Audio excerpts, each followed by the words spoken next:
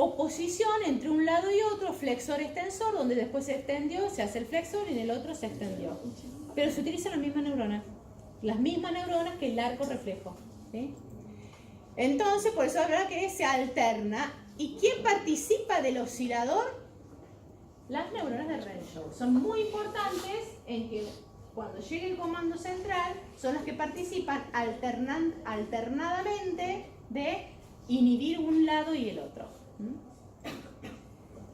Esos patrones, esos circuitos, ven que acá tenemos corteza, acá tenemos cerebelo, acá tenemos los núcleos reticulares, médula. O sea que en cada segmento medular tenemos esos circuitos medulares que no participan solamente de la marcha. Programa de deglución, programa de masticación, son también programas motores que son generados automáticamente, donde las neuronas ya están innatamente instaladas. Lo único que hacemos es activarlas voluntariamente. Y después sigue siendo un movimiento automático. O sea que no es solo de la marcha, sino el de un montón de otras funciones. El ejemplo más fácil es el de la marcha. Y entonces acá ¿qué tenemos? ¿Cómo fluye la información?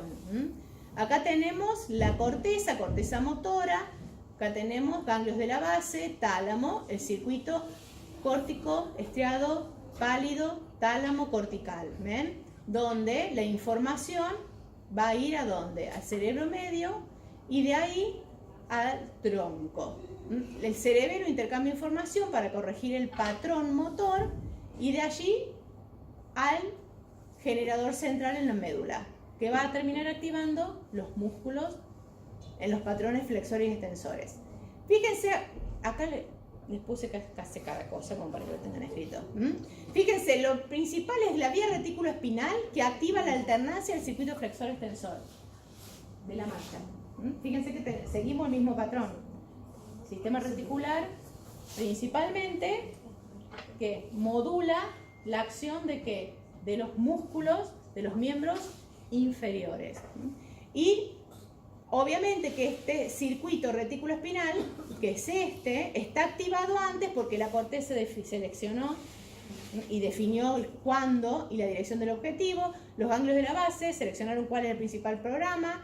Obviamente, al activarse, ejercen el efecto desinhibitorio en el programa, ¿se acuerdan? Inhibición de la inhibición, activan ese programa en la corteza. El cerebelo, que recibe la información tanto proprioceptiva como de todo el resto del sistema, coordina y va adaptando la marcha de acuerdo al entorno a través de la vía vestíbulo-espinal, y todo eso es modulado, porque acá es una flechita que va para arriba, que es los sistemas propioceptivos espinales, porque van informando a cada instante qué está pasando con cada músculo que está participando de la marcha, y por el rubro espinal, ¿sí? Participan los brazos y el vestíbulo espinal constantemente informando la información a través del cerebelo. O sea que solo para la marcha participa todo. Y para la marcha, ¿por qué nombramos el rubro espinal? Ahora lo vamos a hablar. Bien. Porque esos patrones generadores centrales se han desarrollado evolutivamente no solo para miembros superiores, sino en coordinación con los miembros inferiores, sino en coordinación con los miembros superiores. Por eso es importante el rubro. Estoy hablando más rápido de lo que pienso. Es importante la información que viene del rubro espinal para integrarla. Entonces, ¿por qué me olvidé? Bueno, ahí está. Me quedó. Entonces, vamos a definir el movimiento voluntario, ¿sí? Fíjense, aquel dirigido a un objetivo que está completamente bajo control consciente, de manera que puede suprimirse voluntariamente. ¿Sí? Es un movimiento voluntario. Siempre cuando decimos tendiente a efectuar o llegar a un objetivo. Y lo que tenemos que controlar para que se ejecute adecuadamente es el tono muscular, que ya vimos todas las vías que participan, la postura, a través de los reflejos posturales que vimos en la clase pasada, y los movimientos involuntarios. Que hay dos grandes grupos de movimientos involuntarios. Tenemos los movimientos compensatorios y los automáticos.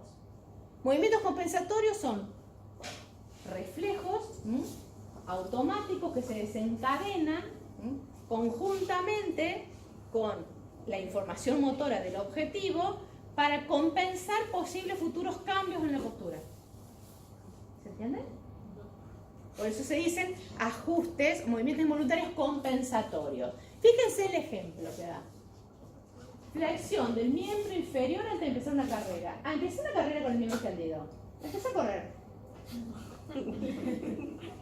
Cuando vos empezás a correr, vos involuntariamente, o sea, en el programa correr, vos ya haces esto. ¿Se entiende? Son los movimientos anticipatorios. Exactamente, movimientos anticipatorios a la ejecución, que se hacen programas de ajuste, por eso dice de ajuste a esa posición corporal que va a favorecer la ejecución del movimiento voluntario. El movimiento voluntario es correr hacia allá. ¿Sí? Largo toda y entonces el programa paralelo de reflejos de ajuste que se desencadena para movimientos compensatorios es el de flexión del miembro inferior para facilitar el inicio de la carrera, por ejemplo. ¿Sí? Ese sería un típico ejemplo. Ahora vamos a ver otros. Movimientos automáticos son los patrones que se inician junto con el movimiento voluntario. El típico ejemplo es el balanceo de los brazos. Es un reflejo compensatorio, ¿sí? Y que esos circuitos reflejos ya están en el neonato. Porque son automáticos, son reflejos, que no quiere decir que se puedan perfeccionar. Que ahora vamos a ver el ejemplo. Fíjense acá que tenemos. Nuevamente, vamos agregándole cosas, ¿sí? Tenemos, ¿sí? Acá todo el sistema visual que colabora a través de la integración parieto-temporo-occipital, el sistema vestibular, que toda la información se integra S1, va a M1, y que tenemos de M1, fíjense, está azul ahora, que es la córtico-espinal, ¿sí? Pero a su vez, que tenemos acá todos los ajustes posturales, que es la información que necesitamos del vestibular para la relación con el mundo externo, y de la corteza visual, que va por acá arriba, que se integró en M2 y va a M1. Y fíjense que de acá, de M2, parte, ¿ven? Esta información que va a modular principalmente los sistemas reticulares. ¿Para qué? Para precisar el movimiento por un lado y mantener el control postural a través de los movimientos anticipatorios por otro. Justamente por eso se llaman movimientos de ajuste anticipatorios. ¿Por qué anticipatorios? Serían de feed forward. Pero lo que no quiere decir que no tengan retroalimentación. ¿Retroalimentación de quién? De los propioceptores que a través del cerebelo vuelven a informar qué está pasando para ver si se necesita ajustar nuevamente. ¿Se entiende? Se van dando constantemente movimientos anticipatorios, a su vez información por retroalimentación. Entonces, mantienen la postura de referencia o la adaptan al entorno, dependiendo de lo que va pasando con la ejecución del movimiento. Decimos orden central, que quiere decir que parte de M1 o M2, ¿sí? Que asocia a la orden del programa motor seleccionado por M1, seleccionado a través de todo el circuito, que va a M1, y tiene, por eso decimos orden simultánea, o sea, simultáneamente se desencadenan las dos acciones. ¿Cuáles son los elementos básicos? Reflejos. Se desencadenan reflejos posturales. Tónico cervical, como por ejemplo el reflejo del moro. ¿Se acuerdan que lo habíamos visto? ¿Este qué es? ¿Se acuerdan cuando mueven el bebé? Ese movimiento de los brazos así es un reflejo, ¿sí? Que se da ante el estímulo de ese movimiento, que después ese mismo patrón es el que usamos nosotros cuando estamos por caer. ¿Qué estamos haciendo cuando estamos por caer? Queremos salir volando, pero ¿qué hacemos? Porque estamos tratando de recuperar la postura que hemos perdido, ¿sí? Entonces siempre todos esos movimientos son, pero fíjense que dice que es posible modificarlos por el aprendizaje, porque si no, no existiría lo que ahora llaman RPG, que se llenan de plata. ¿Qué es eso? Aprendemos a hacer que esos reflejos posturales sean modulados voluntariamente, ¿sí? Los que nos ayudan a mantener la postura, a bajar adecuadamente para no hacernos con la cintura, porque ustedes no tengan que hacer así. Todo eso, ¿sí? Son adecuaciones, readecuaciones posturales o de malas posturas que tomamos, o para hacer algunos cambios. Por eso dice que pueden ser modificados por el aprendizaje. Son reflejos, la estructura ya viene innatamente, pero obviamente a través de influencias superiores que sabemos que le llegan, pueden ser modulados. Y a su vez, ¿quiénes más participan? Los ganglios de la base y el tronco, como centros reguladores de esos ajustes. Por eso decimos que la información sale del control central, ¿sí?, para ejecutar el movimiento. Acá va el programa paralelo de ajuste de la postura, pero a su vez ese cambio postural modifica la extensión o la flexión de los músculos. Por lo tanto, esa información propioceptiva vuelve a esos núcleos, principalmente reticulares, para, si es necesario, generar nuevos reflejos para el próximo movimiento. Por eso decimos que hay movimientos de forma anticipada, que sería esto, y de retroalimentación, son estos. Los dos conjuntamente generan estos patrones posturales anticipatorios. Hay 20 millones de reflejos posturales anticipatorios. Si quieren, les paso la tesis doctoral para que vean que es divina, en castellano, no es necesario. Salvo que vayan a hacer alguna, que vayan a ser médicos deportólogos y todo eso, que se van a tener que estudiar esto, pero digamos, el concepto es lo que tiene que quedar importante, ¿sí? Que junto con el programa motor seleccionado, la información que va, principalmente subcortical, para generar estos reflejos compensatorios. Y después dijimos el movimiento automático, el balanceo de brazos, ¿sí? Que era el otro, ¿se acuerdan? Que es movimientos automáticos. ¿Y ese cuál es el origen? El patrón de locomoción innato, ¿sí? Fíjense, ahí en esa figurita es lo que les está diciendo, que tenemos el mismo patrón de locomoción que las lampreas, que son los primeros invertebrados. Ni mandíbula, así de viejas son. Y tenemos el mismo patrón de locomoción, que es ondulante, ¿sí? O sea que ni siquiera tenían ni miembro inferior ni miembro posterior. Cuando aparecen cuadrúpedos, nosotros llegamos a la bipedestación. Pero fíjense, ¿qué etapa pasamos? Nuevamente, la ontogenia recapitula la filogenia. ¿Qué tenemos ahí? ¿Sí? O sea que tenemos un patrón cuadrúpedo de movimiento, ¿sí? Mientras se van terminando de generar la maduración suficiente de todo el sistema. Pasamos a un patrón de locomoción, de bipedestación, medio raro. Se llama marcha de oso. Los osos también son así, porque son cuadrúpedos que levantan. Los gorilas también, los chimpancés. O sea, pasamos por esa segunda etapa, ¿sí? Donde fíjense que tenemos flexión, ¿sí? El miembro anterior, miembro superior, pero digo anterior, miembro superior, ¿sí? Para estabilizar la postura, porque no está totalmente funcionando el sistema. ¿Desde dónde? Desde el control superior. Entonces, tenemos los patrones cuadrúpedos innatos. Pasamos entonces el gateo a la marcha de oso, que obviamente es bípeda, pero todavía no logramos erradicar la flexión del miembro anterior para generar el braceo. Y en la ontogénesis postural llegamos a esta, ¿sí? Donde se va la flexión inicial y los brazos entran a hacer el movimiento de balanceo. Lo que sí cambia es el patrón cruzado. Fíjense el patrón de movimiento, cómo respondemos al mismo patrón de movimiento de un gato. ¿Ven el gateo con las flechas? ¿Para dónde van? ¿Cómo se mueven los miembros? Nosotros cuando nos movemos, no sé si se entiende. Hacemos el contrario. Aparece eso, ¿ven? Que justamente es patrón cruzado, pero eso es porque cuando se acomoda la cadera, bueno, si no vieron que los cortilas que no se camina medio cortita, porque la cadera no está acomodada. Todo el acomodar la cadera, adquirimos el patrón de bipedestación cruzado. Bien. Obviamente entonces quedó, el patrón generador está, y entonces cuando se desencadena el patrón de marcha como patrón generador central, ¿qué se desencadena? Automáticamente el patrón de balanceo de los brazos. ¿Se entiende? Es así de sencillo. Le buscaron 20 millones de explicaciones. Algunas explicaciones decían, sí, puede ser. Lo importante es que el balanceo de brazos, porque podemos caminar sin balanceo de brazos.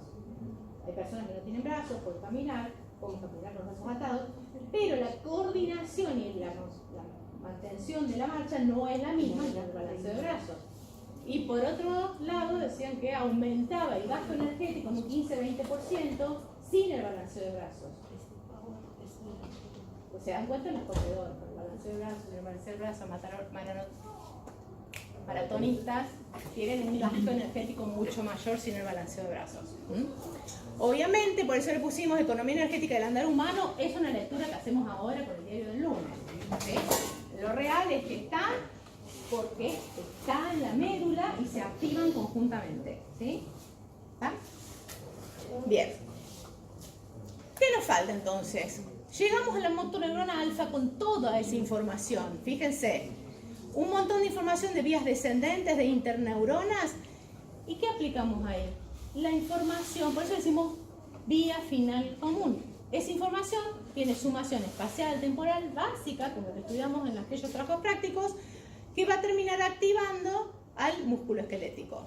O sea que todos los movimientos dependen en última instancia de esto, de lo que llamamos motoneurona inferior, vía final común, motoneurona alfa. Para separarla de la motoneurona superior, que eso es todo del resto, la vía lateral y medial, ¿está?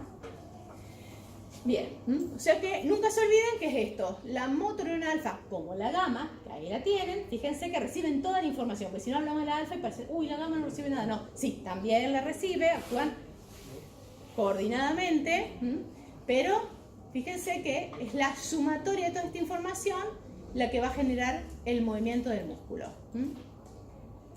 O sea que vamos a tener las vías laterales, las vías mediales, principalmente las que parten del tronco, los patrones generadores, si hablamos de marcha, y todo en base a ¿qué? A los mismos circuitos reflejos que nos basamos en los tres principales reflejos. Miotáctico, el de Golgi, o tendinoso de Golgi, flexor extensor. ¿Sí? Empiecen desde el reflejo y lleguen a la corteza, o empiezan en la corteza y terminan en el reflejo, tienen que lograr unir todos los procesos. ¿Ah? Y finalmente entonces vamos a tener esta secuencia de activación eléctrica que es justamente primero se activa el área 6, después el área 4 y acá que llegó a la unión neuromuscular, ¿sí? Del, por ejemplo, el bíceps, y acá que vemos la flexión, o sea, la contracción por la contracción del músculo. Obviamente que esta flexión va a depender de ¿qué? De cómo fue esta información, principalmente lo que se integra en el área 4. M1, justamente, para terminar, que codifica lo que antes ustedes me preguntaban. La ubicación, la fuerza y la dirección del movimiento. Controla grupos específicos de músculos, músculos, fibras específicas y conjunto pequeño de fibras.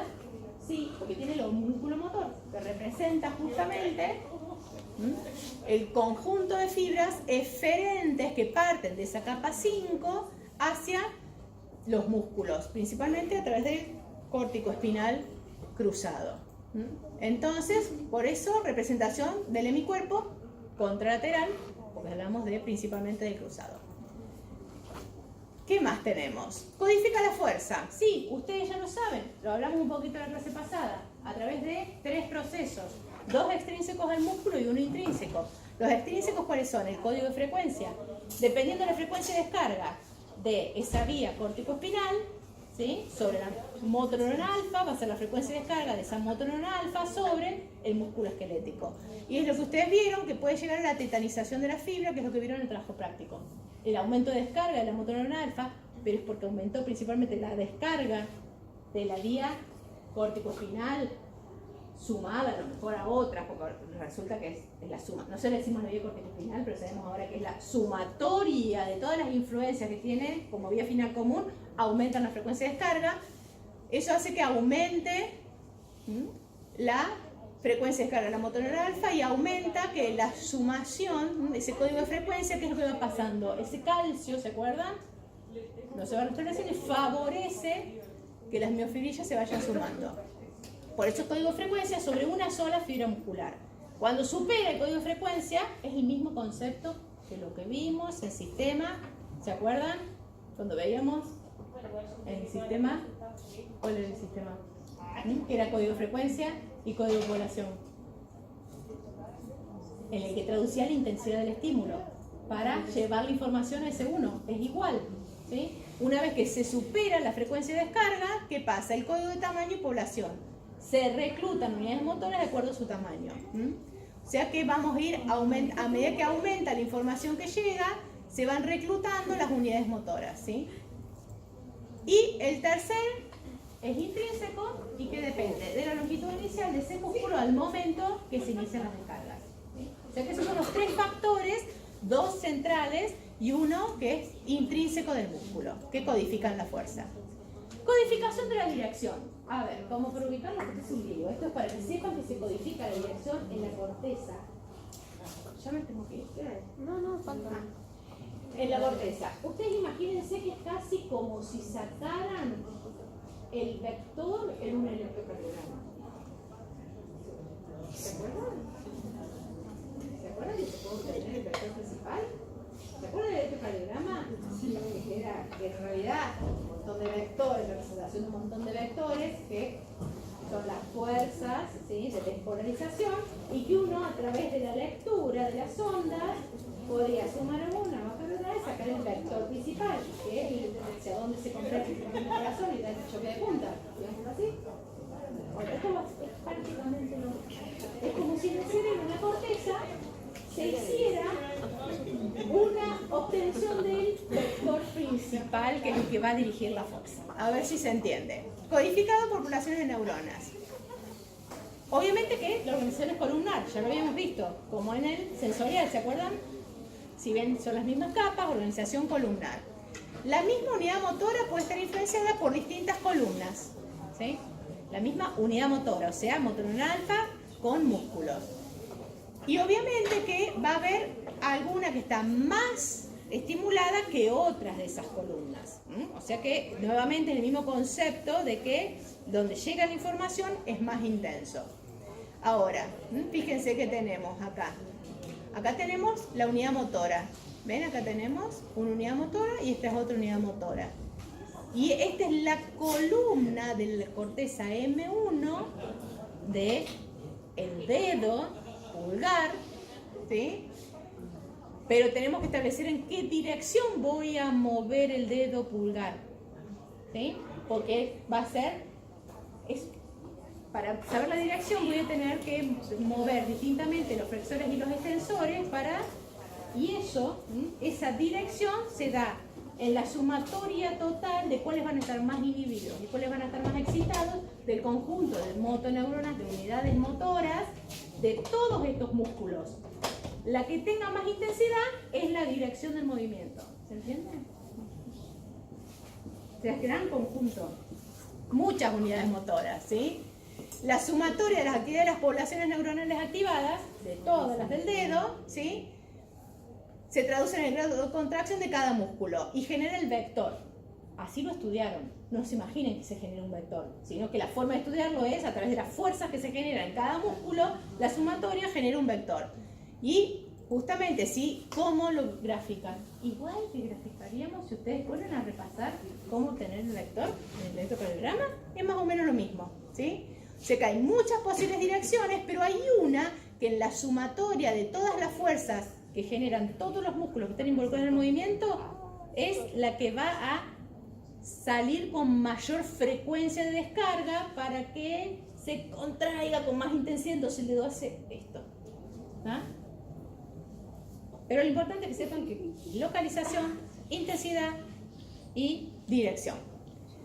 Y el último concepto, este es un concepto teórico, no quiero que entren muy en detalle. Acá me parece que esto lo va después. ¿Y vieron que va después? Esperen, ya mismo lo corrijo. No, tengo que poner animación. Vamos a volver a entrar. Listo. Volvemos. Entonces, lo más importante de todo esto es que una vez que realizamos una conducta voluntaria tendente a un objetivo, si es exitosa esa conducta, se guarda como un plan motor. Dijimos que hay una copia en M2, M1, cerebelo, ¿sí? Y tiene que estar accesible, o sea, se automatiza, como decían, conducir el auto, la bicicleta, aprender a tocar el piano, guitarra, eso que se automatiza y queda accesible, o sea que la tenemos que poder recuperar rápidamente para ejecutarla. Entonces, justamente el que resulta exitoso y que queda como modelo de actividad de la corteza prefrontal, fíjense, ¿dónde está el link que le informa a la corteza prefrontal que eso es exitoso y entonces tiene que guardar ese programa motor en la corteza motora secundaria y una copia en la M1 y una copia en cerebelo? La sustancia negra paz compacta. ¿Se acuerdan con qué vinculamos la sustancia negra paz compacta? Con ganglios basales, que es donde se seleccionan los posibles, y a su vez con el acúmulo, que era la intersección entre el sistema límbico y el sistema motor, que participa de forma muy importante en la motivación. Aumento de la liberación de dopamina está señalándole a todo el sistema que eso tuvo éxito y entonces ese circuito neuronal que esto es casi imagen, como dije, ese circuito neuronal tiene mayor probabilidades de quedar, ¿sí?, accesible y automatizado. Obviamente son conductas complejas, se guardan de la misma forma, ¿sí? Conductas complejas, justamente estaba el mismo ejemplo. ¿Y por qué decimos que la corteza prefrontal debe mantenerse activa? Y ahí vamos al concepto de working memory. ¿Ustedes leyeron el working memory? ¿Qué? ¿Qué sería el working? Memoria de trabajo. A ver, ¿quién inventó? ¿Quién diría que es una memoria de trabajo? ¿Ah? Sí, esa, ya lo habíamos dicho, ¿se acuerdan? Porque tenés que estar, es lo que le da la accesibilidad, que el prefrontal, ¿sí?, esté vinculado a la memoria de trabajo, entonces eso le hace accesible a ese programa motor, ¿sí?, a esos circuitos. Y a su vez, obviamente que necesitas de práctica. Aprender en bicicleta nos caímos 20 millones de veces, ¿sí? Manejar un auto, por suerte a lo mejor no chocaron, pero tiene su proceso de práctica para automatizar el movimiento. Un movimiento no se hace automático porque sí, se hace automático a través de la práctica, que es la que deja a través de esa dopamina que se libera fijo ese programa motor, ¿sí? Y acá entonces todo esto, ¿sí?, es lo que pasa en la corteza. No importan las siglas, después se las pongo. O sea, era para decirle, en la corteza, ¿sí?, la información del ambiente nos hace, ¿sí?, responder a la palabra qué y dónde. Pero esa información pasa al hipocampo. O sea, no estamos separados en esa selección del programa motor, como vimos antes, de que de toda la información, que también está guardada la copia, ¿sí?, del resultado emocional de esa conducta. Fíjense que al córtex prefrontal llega la información tanto de todo este procesamiento cortical como del sistema hipocámpico. Y ahí entonces es donde queda accesible, o sea, hay copia acá, hay copia acá, hay copia acá y hay copia en cerebelo. Eso quiere decir que está accesible, ¿sí? En cada lugar que participó de esa generación de ese nuevo programa motor que tuvo éxito, genera un circuito para acceder a ese programa motor. Esto es simplemente para que se den cuenta que hay varias estructuras corticales, el hipocampo, corteza prefrontal y las áreas motoras, todas involucradas en que quede accesible y que se automatice. Nada más de control motor. No sé para qué lo guardo esta computadora, tiene tantos bichos. Llego y lo formateo. No hay forma.